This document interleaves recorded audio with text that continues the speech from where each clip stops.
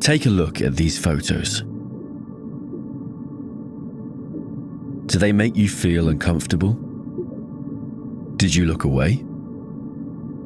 Shivers down your spine? You may well have a fear of the ocean or what inhabits it. Many people don't even realize they have these fears due to living far inland and never finding themselves near large bodies of water. The severity of phobias surrounding water can vary greatly. Maybe you're fine swimming in the shallows of the ocean or taking a boat out far from land. But would you dive deep into the sea, far from any civilization? Maybe you're part of a rare minority who can't be near any body of water.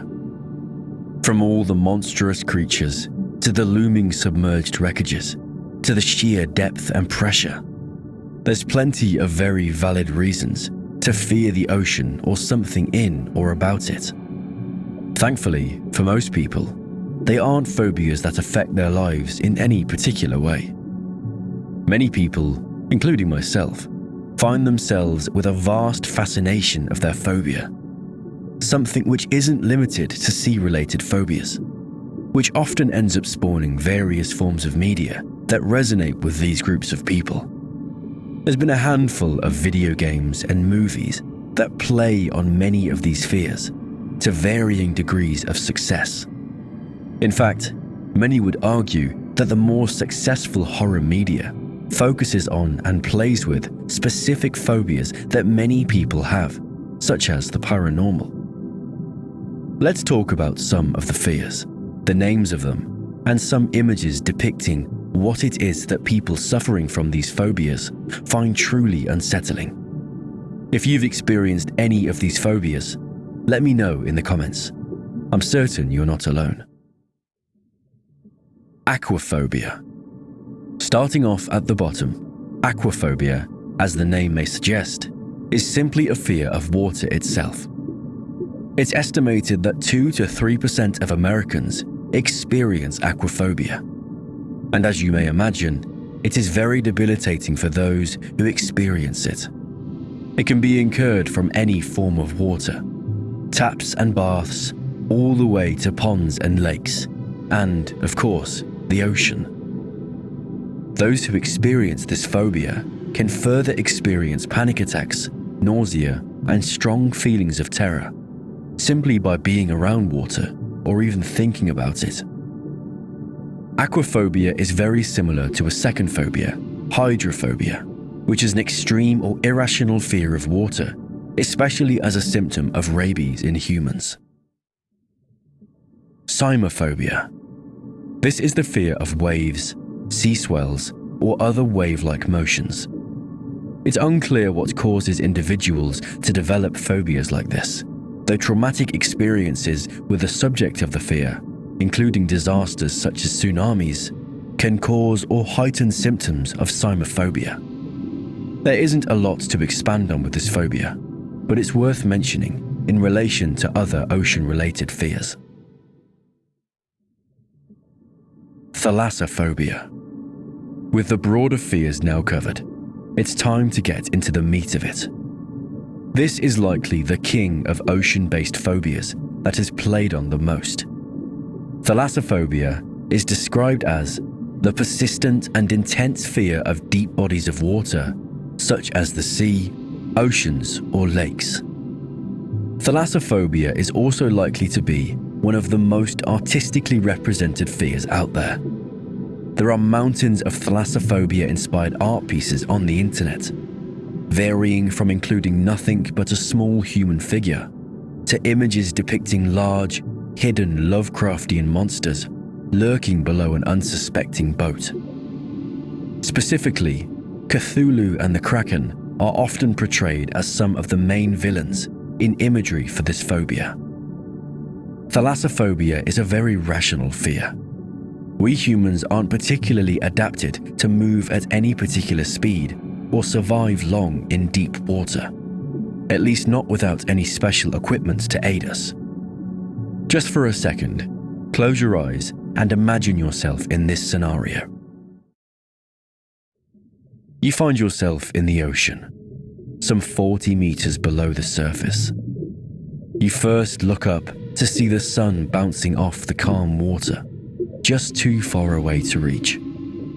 You're able to comfortably breathe as you tread water to avoid sinking. You take a second to look below you. You're in the middle of the ocean. You can't see the ocean floor.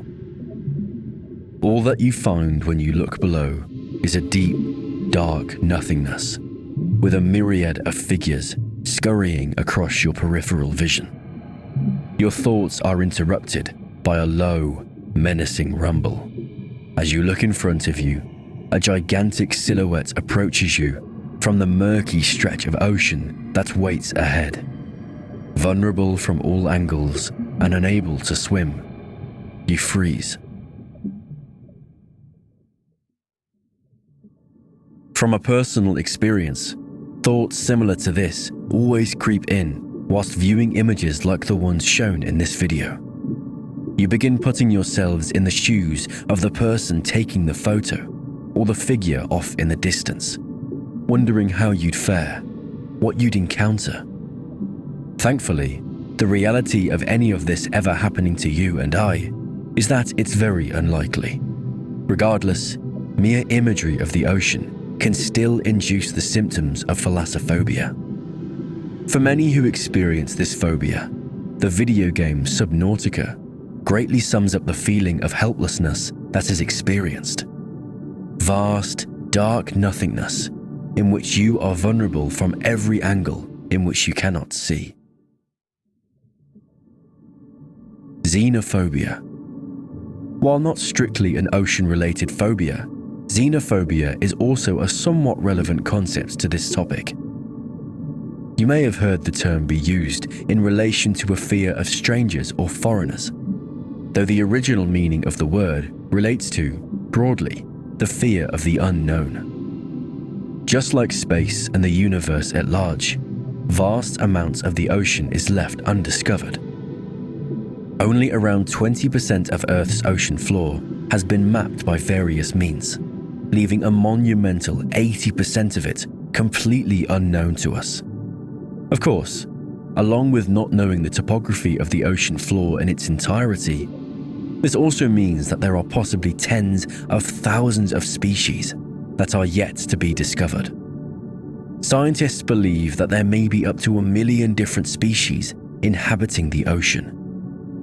And taking into account some of the more nightmarish species we do know of, it's very reasonable to have this fear of the unknown as to what else may be lurking deep in the ocean.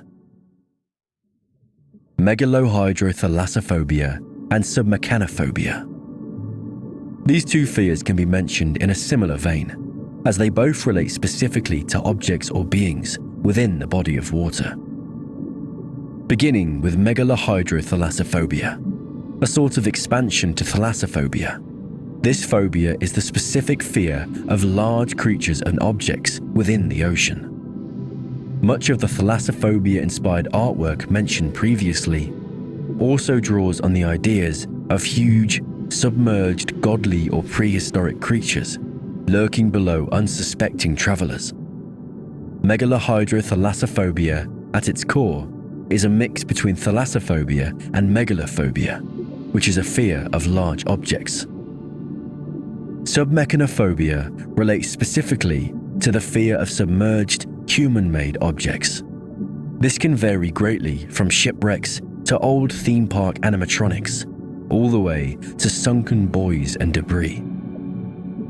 The ocean floor is littered with various wreckages, and many diving expeditions inside of these have resulted in some incredibly unsettling images.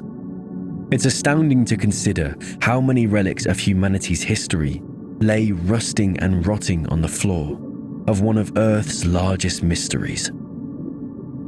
The ocean is constantly being researched and explored.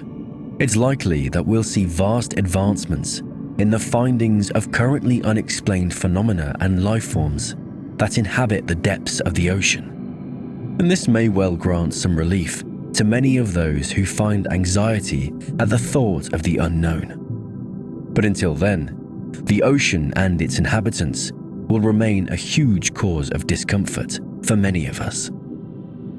Do you find yourself relating to any of these fears? Do you have a fascination with the unknown and the deep blue? Let us know, along with any ideas for the next video in the comments, and we'll see you in the next one.